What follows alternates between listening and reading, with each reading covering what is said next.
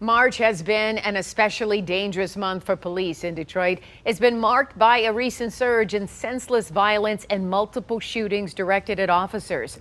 Amidst all that, the 7 investigators are revealing that Detroit officers are firing their weapons at the highest rate in at least the last 5 years. And while police say they're simply responding to a surge in violence, watchdogs call the sharp increase concerning. Here's 7 investigator Ross Jones.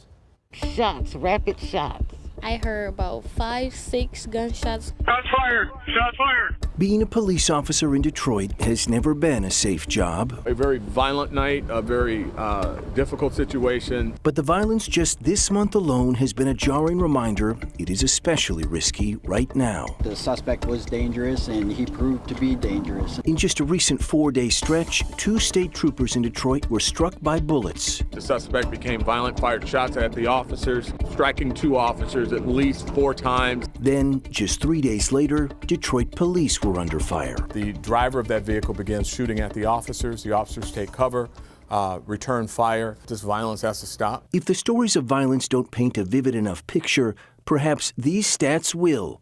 In 2018, Detroit police reported intentionally firing their guns 7 times all year. 5 years later, that number has soared to 23. How concerned are you that your officers are intentionally firing their weapons more than 3 times more last year than just 5 years ago? I am concerned about the fact that they have to on the street, or that they feel like they have to. David LaValle is an assistant chief for Detroit police. Every time an officer uses force while on the job, from forcefully handcuffing a suspect to shooting them, it is counted. And the most serious force is called Category 1, which can result in death or serious injury. In addition to firing a gun, it includes every time an officer uses chemical spray on a restrained person or tases someone in a sensitive area like their face. You gotta breathe, sir. Over the last 5 years, the trend line for the most serious force used by Detroit police has climbed. 27 cases of Category 1 in 2018, but by last year, there were 48, a nearly 80% jump. That officers respond to the force that they're confronted with. And so I think that in the last couple of years, you've seen a shift in how people respond to and react to the police. It does alarm me. We shared the numbers with Allison Krieger, a criminal defense attorney who's defended clients on the receiving end of DPD's force. She says the rapidly rising numbers should ring alarm bells. How are these officers being trained? Are they being trained in the right way? Is the disciplinary process working? Each shooting or fatal crash is investigated by a special task force made up of state police and DPD. Investigations can last months or longer, and LaValle says the probes are not rubber stamps. As proof, he offered up this. 20 force cases were closed last year, and 9 of them led to sustained violations. That meant discipline, like internal charges or suspensions.